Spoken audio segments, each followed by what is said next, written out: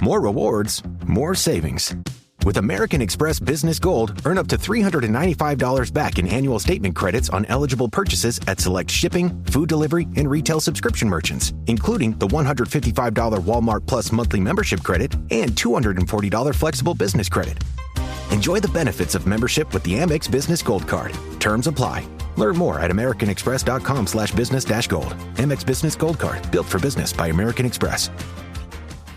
Are negative Google reviews hurting your business? Don't let unfair feedback cost you customers. At Webamax, we specialize in removing false, misleading, and damaging reviews so your online reputation stays strong. Our expert team works quickly and legally to clean up your digital presence, helping you rebuild trust. Visit us on the web at www.gowebamax.com. That's GOWEBIMAX.com, or text us for a free quote at 856-840-8343. Don't let bad reviews define you. Get immediate help from Webamax. Every cup of Nespresso coffee is an invitation to transform your morning routine into a ritual you can treasure each and every day. Using the Virtuo Pup, a simple touch of the button freshly brews bold aromas and a rich, velvety crema layer for delicious cafe-quality coffee at home. Whether you enjoy your coffee hot or over ice, every sip, every morning is unforgettable. Nothing tastes like Nespresso coffee. Visit Nespresso.com or our app to explore our full range of easy-to-use machines and coffees not found anywhere else.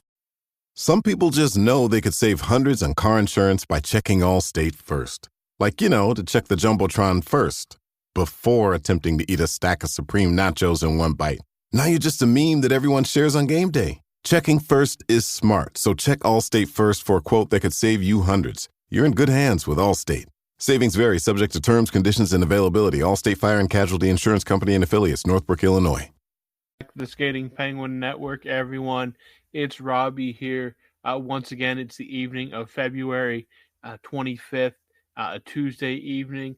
I am joined, as always, by Snail across the country in Seattle for a couple recaps and some mailbags here. But before we dive into all that, how are things out there, Snail, right now? I know here in Western PA it's been a warm couple of days, but how's it been out there on the Pacific Coast? Super windy. I think we had a couple gusts get up to like 60 miles an hour, lost power. Part of our fence was blown down. So not the best out here. And we'll get to it too, but just some trash hockey games. Looking for a little reprieve, nothing going on, rainy, windy out here. And just get to watch the Penguins really suck. So that's been great. But hey, man, It's nice that it's warm out there, whatever. That sounds kind of nice. Maybe spring will be a little bit early despite Punxsutawney and his shadow. Yeah, it definitely – I think we have one, at least in the extended forecast, one little 24, 48-hour blast of cold this weekend, and not even super cold, just dropping down again. But it looks like we're looking to break some of this winter weather here soon, and hopefully get back to or hopefully get into spring earlier than anticipated, which would be much welcome. But you mentioned it as well. The Penguins right now, man, they suck. No other way to really put it than that. We have 3 games to talk about here, and I don't really have the energy to put much discussion into them. They come out of the Four Nations break and they are 0-3. They're 3-0 in terms of they lost all 3 of these games. If that's what they're attempting to do. Dude, scheduling wise, like who after the Four Nations, obviously they had no idea what the Four Nations was going to be, but how do you just throw them into a back-to-back matinee on weekend? Like that's the worst. That's like coming back from like a week off of work or something, and they're like, oh, by the way, you're gonna like start a little bit earlier and you're gonna do it on the weekends. It's like just not. I just feel like that set them up for disaster. I think their roster set them up for failure more than anything the NHL schedule makers did. It's just not a good hockey team. I like it. Accountability, Robbie. That's some real accountability. If you go back to before the break, they've lost 4 in a row. Counting the game before the break where they lost to the Flyers on the road again. But not only have they lost, they have done so in absolutely humiliating fashion. They've been outscored 19-7 in the last 3 games. The big story here, the goaltending just bad. The goaltending is flat out abysmal. It's atrocious. And if we're talking about firing coaches during the season, I think you start with the goaltending coach, because right now the goaltending is simply inexcusable. We know the Penguins don't have the best goaltending, but it is demonstrably worse since coming back from the Four Nations break. Is it still Andy Chiodo? Yeah, it is still Andy. It's Chiodo. There's a Chiodo? CH, but it's a CH, but it sounds like a K. Andy Chiodo. Yeah, maybe, I don't know. Maybe maybe he needs back to school a bit, because whatever's been going on with Penguins goaltending for years now, it's just not cutting it. The Penguins goaltending isn't as bad as what we've seen. Like Nedeljkovic went full Jari today. And Blomqvist too seems, and Blomqvist who's always seemed to be able to kind of steady the ship when he came in earlier in the year when Jari was a gas can. I mean, he went full Jari too. The whole team's gone full Jari. You might think Jari's actually the goalie coach right now. It's bad. The last 3 games have just been absolutely brutal. Again, you can't even blame it on Rust at this point, because they've all played. The game on Saturday against Washington was 2-2 at one point, and then I think it went to 7-2 or 8-2 before it ended 8-3. Monday or Sunday then against the Rangers, they only gave up they controlled the play for most of this game. Shesterkin, credit to him, was fantastic, and it just shows you the gulf between a good goalie, a team with elite goaltending, and what the Penguins are at right now. Shesterkin keeps them in the game. The Rangers keep fighting, and then eventually they pull a rabbit out of the hat in the third period and get a win. And then against the Flyers tonight, just dreadful. Tonight was just a full team meltdown, just an absolutely dreadful hockey performance from the Penguins tonight. And I mean, they're a bad hockey team.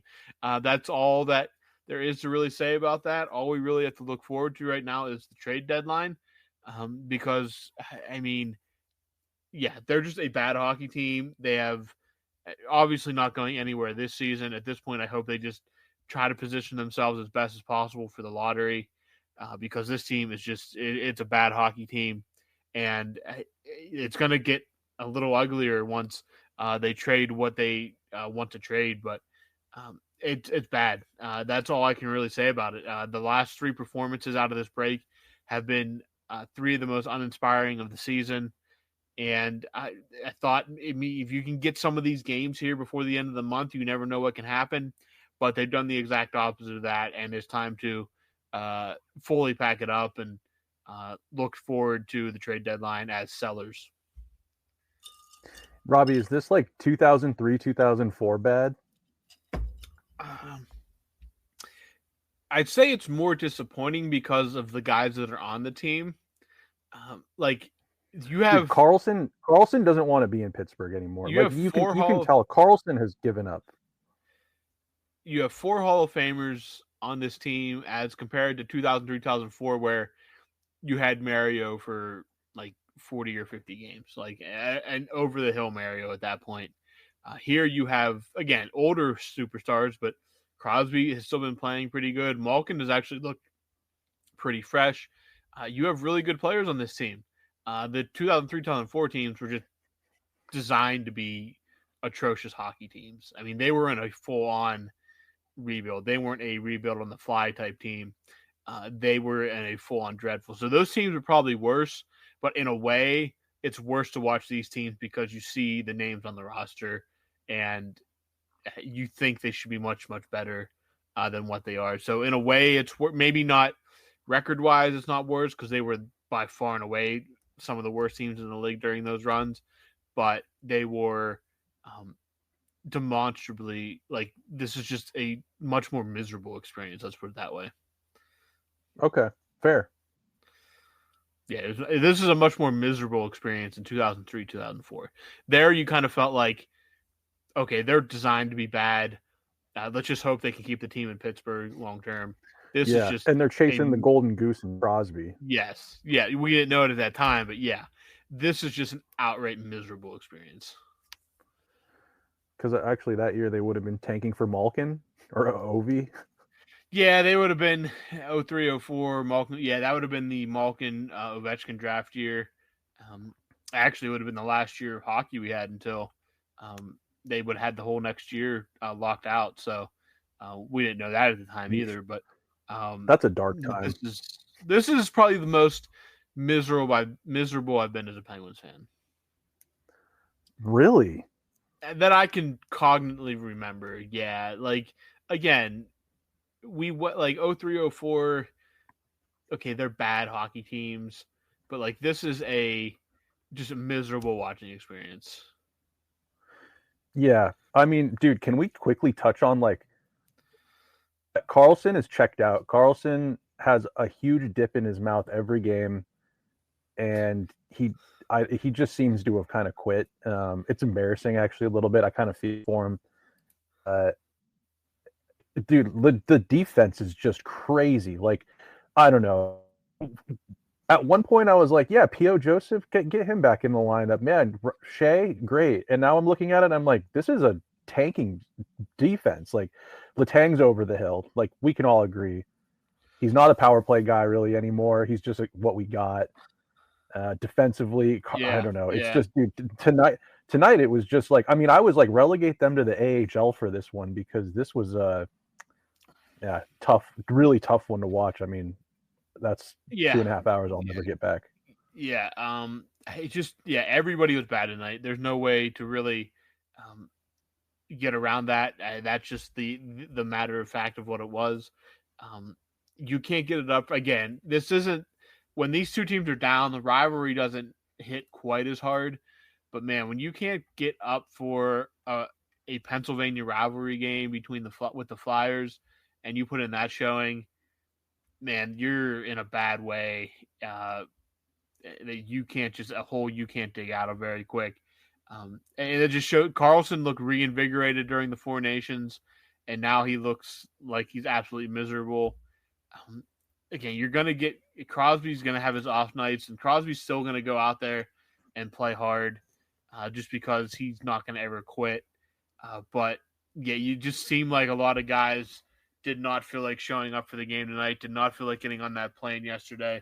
And I don't see an easy way out of it outside of just slogging our way through the next 20, 25 games, whatever it is now, and just finding a way to I don't even know. I mean, they are on the doorstep of being the bottom barrel, the basement of the Eastern Conference. They're just right now they are 2 points ahead of the Sabres for last in the Eastern Conference, and the Sabres have 4 games in hand. I don't know how the Sabres have only played 56 games, but they have. But yeah, they're on the doorstep there. They are 50. How many points do they have? 55. They are 5th worst in the league. 6th worst in the league, sorry. But from a points percentage perspective, they are 5th worst in the league from a points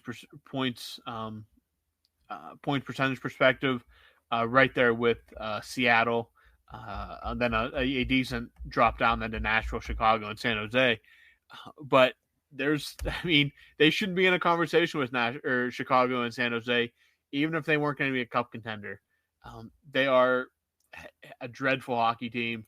They have the 3rd worst goals against. Tied for 2nd worst with Chicago, both at -49, and then a long way up to Nashville, a whole 10-goal difference.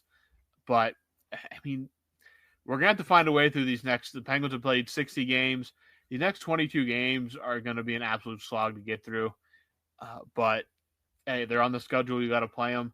Maybe you find a way to ruin someone's or throw a wrench in someone's playoff plans and play spoiler a little bit, but that's going to be the only silver lining out of this because this is just a bad hockey team. Well, what about this? What about you? Maybe you start trading off. You're going to start selling off some pieces at the deadline. Um, I mean, you're not going to shut down Sid. You're not going to shut down Gino. But why don't you start calling some kids up? Like, why don't you start calling up some kids down? I mean, that Ponomarev, Koivunen, Bros, McGroarty. We'll talk about him later. He got his lunch fed to him down in the AHL. He squared up with someone. But those kids, maybe start giving. Why not? You got nothing to lose. Yeah, I think once trades start getting made, obviously those guys will be called up to fill in the holes. And McGroarty would not surprise me if he ends up spending the whole season down in Wilkes-Barre, just to get him as much ice time as possible. Bros, the same as well. But Ponomarev and Koivunen definitely feel like guys that should be up here or could be up here. Bemstrom feels like a guy that should be up here.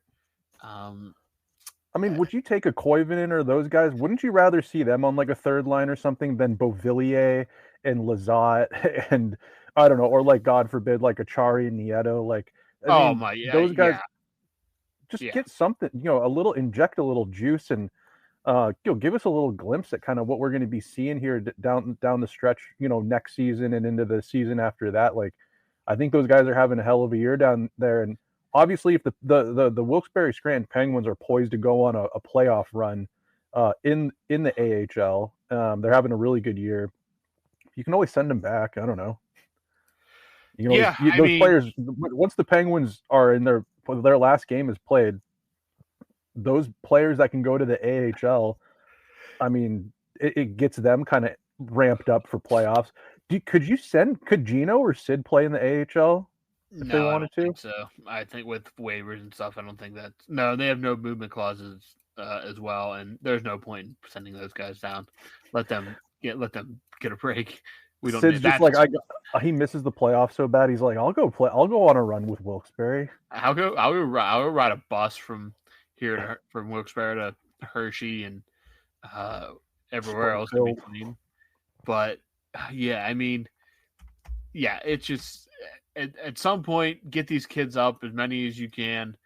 Get Beauvillier out of town. Get Grzelcyk out of town. Oh, my God. Get Achari and Nieto just somewhere besides the lineup every night. Dude, that Desjardins guy sucks. Like, that guy is so bad. I'm not even trying to be mean or whatever, but I was kind of hyped for him to come over. He adds a little bit of grit, a lot of grit, and he can fight heavies. Dude, that guy is an AHL third pairing defenseman. Anytime I see a guy with those those traits of being that big and that heavy, and he has like 4 career goals, it's just like, man, this is going to either be really bad or could be really funny, and it's just really bad. If he's not going to fight someone, then let's get him. I don't know what we do with him, because he's not good at all. He's just so big. Yeah. He's just very big, and just him and Graves as a pairing. I don't know why I was like optimistic about that. I was like, maybe that'll be good, and it's just like, two huge guys that can't score and can't skate, and they can't do anything. Yeah. They can't defend and they can't skate. Well, I don't know why I thought that would be a great pairing, but whatever. That's how like delusional I am. This is what this season has done to me. Right. Yeah, the Graves Desjardins pairing is just, I mean, that's just asking for guys to just like walk down and get a grade A scoring chance out of it. And right now the goaltenders can't stop a beach ball, so it's going to be basically a high quality chance with a high likelihood of the puck actually going in. So they're bad. They've lost 4 in a row. They've looked just lost since coming back from the break. And I mean, we have 22 games left. I think we'll survive, but right now I'm just looking for the deadline and to see what kind of guys they can bring up to hopefully inject. Give me something to watch that for the future. Just give me something for a couple weeks. Yeah. And I think that would be a much more that would be much easier to stomach than whatever the hell they put on the ice tonight. Robbie, I have a DVD from the year that they drafted Stahl. They gave it to season ticket holders. It was like they made like a season or an off-season montage, and they had like Ray Shiro talking, and they had like interviews with staff and players, and they were hyping up the season ticket owners to be like, look what's coming. If Dubas was smart, if I was in Dubas's ear, I'd be like, we're making a video, we're making a DVD about the Wilkes-Barre Scranton Penguins this year, trying to sell it to our season ticket owners and also fans, podcasters like us. We need to get these guys excited for something, because that's what I'd be doing. Because that during the offseason, I watched that DVD like 10 times. I'm like, wow, this was a good time to be a Penguins fan. Like, just on. Have you seen that DVD I'm talking about? Are you aware of it? Oh man, I think I've heard of it. I don't know if I've ever watched it, or if I have, it's been like years, because like Stahl was he was a second overall pick, and then they went to the playoffs that his first year. They got pumped by Ottawa. Yeah, but that was a huge learning lesson. That was kind of what set off this run of success that they had, was that Ottawa series. They learned so much from that, and they still talk about that. That was a huge linchpin moment in their future success. But yeah, they got throttled by that Ottawa. That was a really good Ottawa team, though. But they got throttled by that Ottawa team. They had the pizza line, right? Was it like Heatley, Spezza? Yeah, they had Alfredson, Chris Alfredson, Phillips. yeah. I think Ray Emery was the goalie. R.I.P. Yeah. Yeah. Who else? Chris Phillips was one of the defensemen. They turned around and got throttled by the Ducks in the final, but neither here nor there. Yeah, that was a very good Ottawa team. But yeah, that was kind of the what got the ball rolling, and now we're looking for another one of those, like, get some guys, get some things going, and hopefully we can get back on that track here in the next before we're dead. Yeah.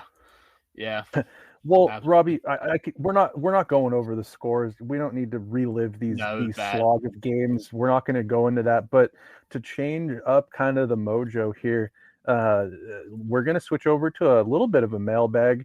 We got some questions, all from Brian. I wonder if our European listeners are even listening or watching the Penguins anymore. Yeah, if you are, please check in. We want to make sure you're not dead, so at least check in. Well, it's like they have to go through a little bit of a grind to catch the games, because of time zones. Yeah, I wouldn't stay up for these games. No. I don't blame them. But so we were just talking about that Ottawa Ducks final, and this. I'm going to find a way to tie that into this question, because if you remember, Sid, there was a potential he was going to go to the Ducks. They were the second overall pick. So Brian asks here, do you think Sid would turn out to be as great as he's been had he not been drafted by the Penguins and had Mario to live with and be his mentor? The GOAT teaching another has to have some sort of value. Brian asks, where are you at with that, Robbie? Because if it wasn't the Penguins, you'd probably go into the Ducks, right? And that's who it was down to. It was down to the Penguins and the Ducks. And I think after seeing Sid his entire career, my main takeaway is he would have been great no matter where he went. Now, team success, I won't guarantee that, because you still have to have the smarts and the people in place to make that work. But imagine him out there with like a Perry, a Getzlaf, Niedermeyer. Niedermeyer and Teemu Selanne. So they would have been a deadly, an even deadlier squad with Crosby. But Crosby would have been great no matter where he went. But I will say, if he would have gone to Anaheim, I don't think he's any longer in Anaheim. I think that he is somewhere else to end his career. But I could be wrong. On that. But yeah, Crosby was going to be an all-timer regardless of where he went. Obviously grateful that he came to Pittsburgh and spoiled us even more than we already were. But my takeaway is Crosby was going to be great whether he went to Pittsburgh or LA or Minnesota or Dallas or Boston or Montreal. He was destined for greatness wherever he went. Just like McDavid would have been great wherever he went. If McDavid can be great in Edmonton, Crosby could have been great in Edmonton. It wouldn't have mattered. They would have been great no matter where you went. I would agree with that. All right. Brian here has a couple mock trade ideas. I'm going to shoot them off to you one at a time. Oh, so boy. you can get, because there's like 3 of them here, and they get it's a lot to remember. So his first mock trade is Brandt Clark, Alex Lafreniere. So good, so good, so good. Great brands, great prices. Everyone's got a reason to rack. Because they have framed jeans. Nike? Yes. Just so many good brands. Vince, Kurt Geiger London, Rag & Bone, and more are at Nordstrom Rack stores now. You never know what you'll find, but you know it's going to be so good. Great brands, great prices. That's why you rack. This episode is brought to you by Indeed. When your computer breaks, you don't wait for it to magically start working again. You fix the problem. So why wait to hire the people your company desperately needs? Use Indeed's sponsored jobs to hire top talent fast. And even better, you only pay for results. There's no need to wait. Speed up your hiring with a $75 sponsored job credit at Indeed.com/podcast. Terms and conditions apply. Whether it's a movie night or just midday, Skinny Pop is a salty snack that keeps on giving.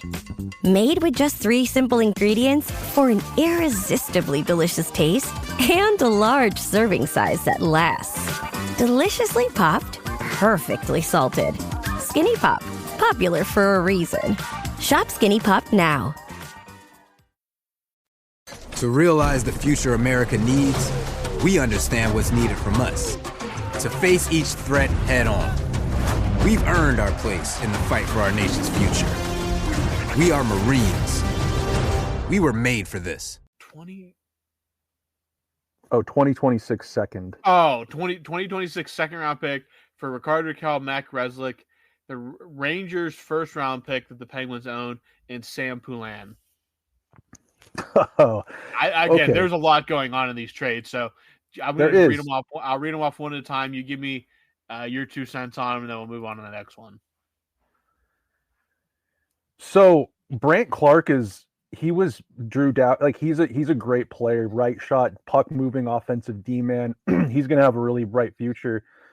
You can't have him playing third pairing minutes though. And if you've got Carlson still signed and you've got Letang still signed, that worries me. I think you have to offload one of those D-men. That's the only way you're going to be able to get Brandt Clark meaningful minutes, because he was filling in. Drew Doughty was gone for the whole season up until basically the 4 Nations, and he was playing those minutes, and the Kings have been a great team. So I don't think you'd be looking to relegate him or, give him lesser minutes than what he's been capable of playing. I do like that piece for the future, though. Like the Penguins, Owen Pickering, Brandt Clark, first pairing, in 5 years, 3 years. I mean, that kind of gets me a little excited, Robbie. But to be honest, Alex Lafreniere, I like him. He's a good little bigger depth piece. And I think we have his brother in the system now that we picked up from St. Louis. For Rakell and Grzelcyk in the first, Poulin, Poulin, I don't think he moves the needle for this trade much, but I get it. Just moving a piece over. That 2025 New York Rangers first, that's where I'm hung up. Could be a 2026 too, depending on how the season protected. Shakes out. Yep. Isn't it like top 13 protected or something? I believe it's top 13. Yeah. Boy, that is for me personally though, like I'd sign off on that trade, I think, because you're getting Brandt Clark and you're selling Rakell pretty high. Grzelcyk and Poulin don't really move the needle for this trade much. It's the first and Rakell that is getting you the haul. So anyways, I'd sign off on it just for, let's Rakell back to Southern California. What about you? What do you think? I mean, there's just so many parts of this trade. I am very, very skeptical that the Penguins are doing anything with that second first round pick, unless it would be just an otherworldly deal. I just do not see that pick going anywhere. I think the pot's going to be a little bit sweeter than what we got there. And especially, I just don't see them just moving that pick. That's really the big sticking point. Raquel, I could see being moved for the right price. Grzelcyk is probably gone. Poulin is really it doesn't really mean anything. It's just a throw in. That's just the matter of fact. There's nothing. I mean, if you want to if somebody wants to take offense to that, that's fine. But other than that, this trade doesn't really do much for me. With this next one, it does give me it does throw an interesting name in here. So we have Matt Grzelcyk again, Blake Lizotte, that first round pick again from the Rangers for Logan Stankoven from the Dallas Stars. So that first, Stankoven was supposed to be like a rookie of the year candidate this year. Did he just have a bad season? Let's take a gander what those because numbers are. I think I know where Brian is getting some of these because I swear I saw the same trade bait. Yeah, Stankoven's at 25 points through 54 games. He had 39 in 78 games last year. So it's 39 points in 78 career games. That's my bad. He had 14 in 24 games last year, so he's way behind his pace.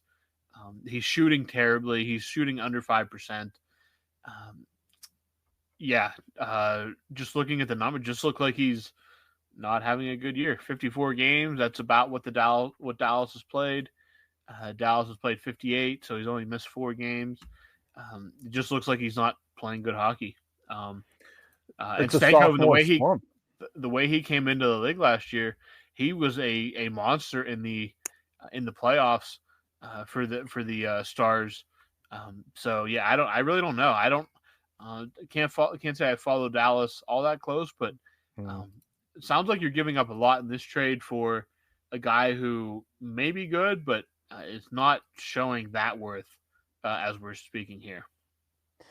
Yeah, the thing with Stankoven that I worry about a little bit, he's a little bit undersized, and if an undersized guy like that is kind of having a bit of a hard time producing in his second year, I don't know. I'm a little that's a little suspect to me.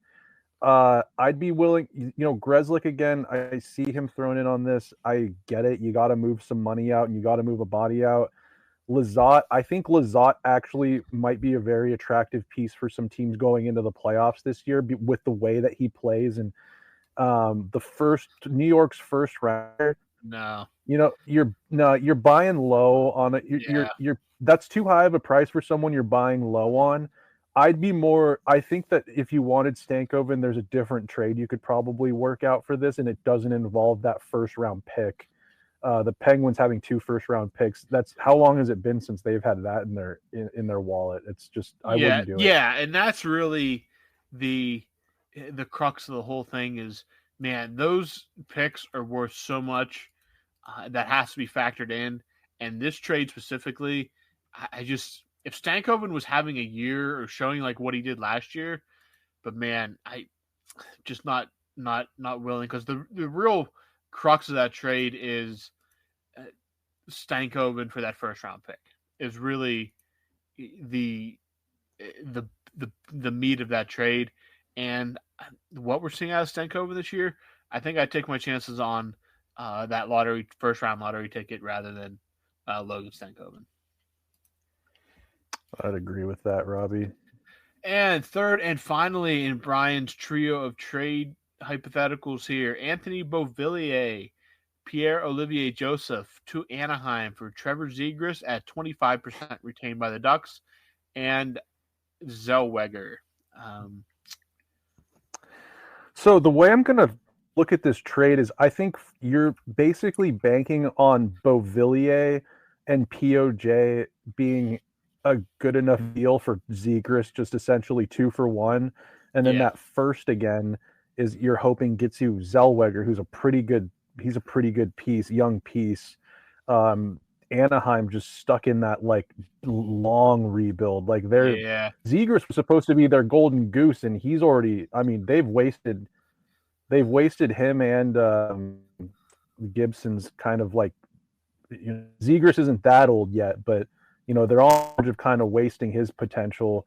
On this one, I think Robbie, I'd do this. That first in Beauvillier and POJ, who moved the needle at all. If Anaheim wanted to take that, and you're giving us Zegras, who I think Zegras under a American kid, under a guy like Sullivan, I think that might be a fresh voice in his ear. I think Zegras can. I think he has a lot more to offer in the NHL than what he's kind of been showing us lately. I think he's frustrated in Anaheim. Zellweger will be a great piece on the back end for years to come, and you're parting with that first round pick and two players that you're probably not even going to get a second or a third pick for, one for one. I'd do it. I don't know if Anaheim would, but I'd probably sign off on that one. That one is probably the most palatable of the three looking at them.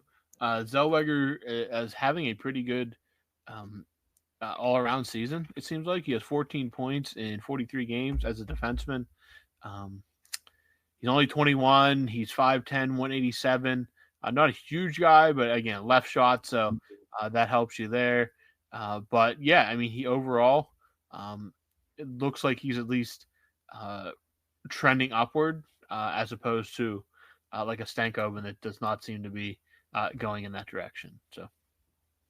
Yeah, like you said, most palatable one is probably that one. I'd probably sign off on that before whoever that GM is over in Anaheim, I forget his name, the little ball of hate. Pat Verbeek. Pat Verbeek. I'd have to sign off on that before he sobered up. Those I like those. I like these mock trades. We're going to be seeing a lot more of them with the trade deadline coming up. But a couple games left to play before that. And with that, we'll move on to this next question here from Brian. This one going over to Robbie. What do you think the reasoning is behind Gino being noticeably slower and Sid still playing at an elite level? Brian says that age can't be that big of a factor with only 1 year difference. He wonders if it's because Gino's most of his major injuries have been lower body. What do you think? What do you think, Robbie? I think the injuries play a big role in that. He's torn both ACLs. He's a bigger body. He's taken more of a beating too, just because he's a bigger body. But I absolutely think the ACLs have taken their toll, especially the second one coming so much later in his career, and then playing on it too probably did not make matters any better. But I mean, the fact that he's 38 and still almost 39, or going to be 39, and still going out there, he played 82 games each the last 2 seasons until he finally broke his like mini Ironman streak before the Four Nations break. And yeah, he takes a beating. The injuries, I mean, it's tough. It's tough when you at 25 when you tear your ACL. It's even tougher at 35 when you tear your ACL to go through that process of rehab, and the body just heals slower naturally. And he does take a more of a beating because he is a bigger player. He throws his body around more, whereas Crosby doesn't go for the contact quite as often as Gino does. But I think the injuries are a big factor there. And again, Crosby is a workout animal. Letang's the same way. Letang's still in fantastic shape for his age because they're workout animals. I'm not saying Gino isn't, but you don't know the full the gamut of how they do their full workout to stay in shape and stay as healthy as possible. But Malkin's taken a beating over his career. Those injuries eventually catch up, and yeah, it's just one of those.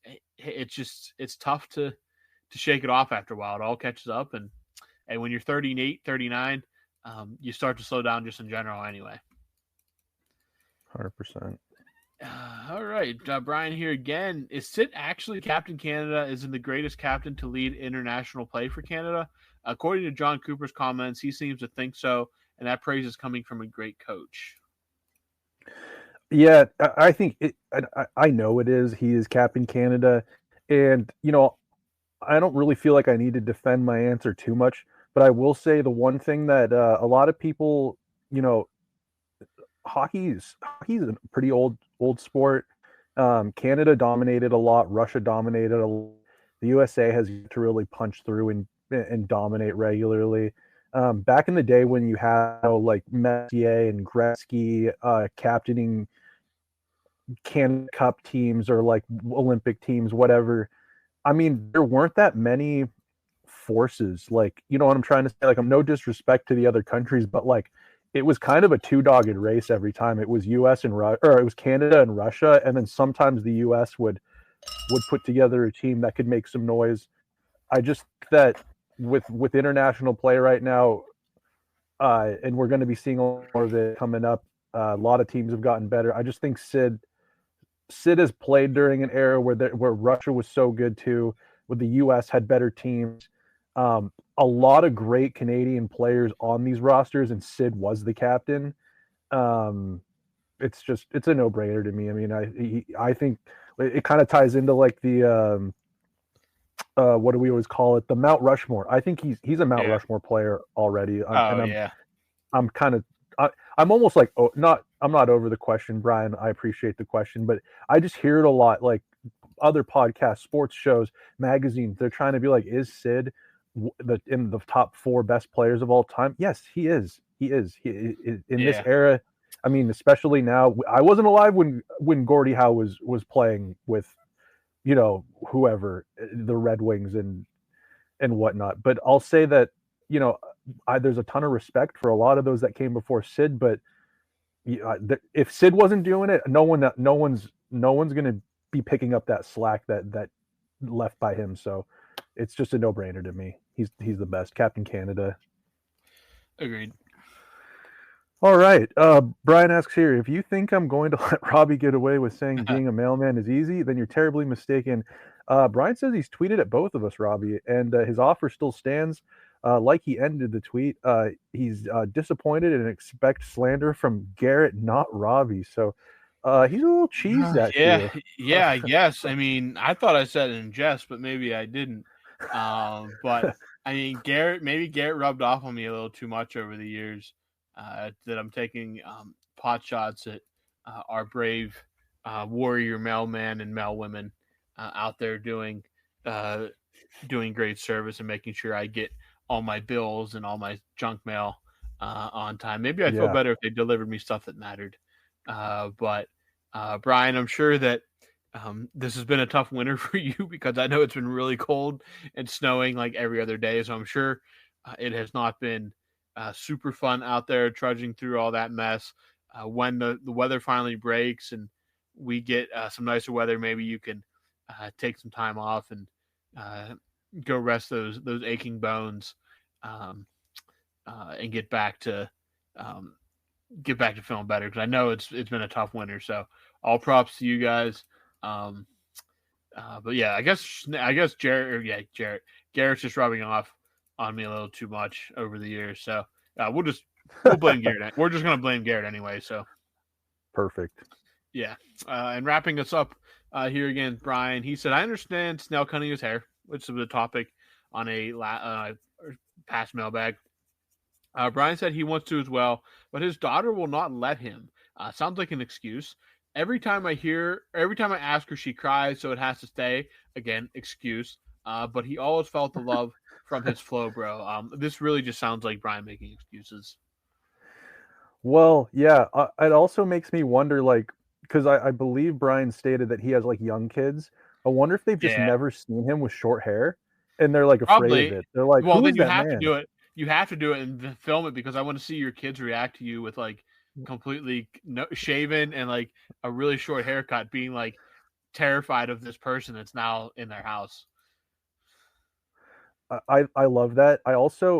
I'm surprised that like the U.S. Postal Service doesn't have like George Steinbrenner rules where like you have to be clean shaven and like short hair. Like I feel like it's an old enough establishment that I think that they should bring that back. Like mailmen, you know, they carry such like pride and like their job's so important that they should be like firefighters and police officers where they have to be clean shaven and short hair. Yeah, I would get behind that. UPS and FedEx can do whatever they want, but I think our government workers need to be well manicured, fingernails cut. You gotta wax your legs. Like, I don't want any hair on your body. I want a fully hairless look from our mailman. Full on Michael Phelps. Yes, I want you to look like an Olympic swimmer. That means physique too, so get to the gym. Brian. I mean, you guys walk all the time, so you're probably skinny as a rail anyway. So it probably doesn't matter. But yeah, let's get that beard trimmed up. Let's look prim and proper. I'll even allow some of my tax dollars to go to that haircut for you. How about that? Yeah, why not? God only knows where our tax dollars are going. So as long as I knew that it was keeping Brian clean shaven, I would be a lot happier knowing. When I send in my taxes, I want to write on the memo specifically, set aside some for Brian and insert last name haircut, just so he can make. I hate. Yeah, just put his Twitter handle. This is money is specifically for his grooming needs. But that is 6 questions of the mailbag. That will do it for the mailbag, and that will about do it for our episode. If you missed our recaps, you didn't miss anything. The Penguins are not good. They've lost 3 in a row coming out of the Four Nations break. The goaltending has been atrocious. The effort has been atrocious. And we have 22 more games this season. But in about 10 days, we have the NHL trade deadline. So a little reprieve, a little something to talk about that is not how bad the Penguins are. So I do look forward to that. Rob, I don't know how we're going to get through these last 20 games if this is what – I mean, we might have to get creative and start doing we might have to dip our toe into the gambling and gambling against the Penguins. We might have to we should probably just fire up NHL 25 and go GM mode and then just cover our NHL 25 team. We could do that, or we could just crack open a few cold ones after every game and get through it like that. Or we could start cracking open cold ones and talking about the Penguins pre-Sid. We should just go back and watch old games, and we should just recap YouTube games. Man alive, if I could find some of those, just try to find the fun games, even if they lost, the games that were at least fun to watch. Some pre-Sid games. I could get down with that because, I mean, anything would be more entertaining than covering this team right now. But that is where we are at, and that's where we're at, and it's not great. Yeah, that should about wrap this one up. Snail, do you have any last words before I hit stop record? Pray for Sid. He doesn't deserve this. Yeah, and pray for Sully. Here's my tune on him. Pray, because guy, that's a hell of a coach, and we talk about Sid having to deal. Sully's dealing with just an undermanned roster, and he's a Ferrari parked driving in a cul-de-sac right now, and it's tough. But that's all I got, Robbie. All right, that's all I have as well. The Penguins are back in action on Thursday night. We will be back again, hopefully something better to talk about. But if not, we'll still be here to lament the fact that we watched 60 minutes of Penguins hockey. So for Snail, I'm Robbie. We will talk to you guys later in the week.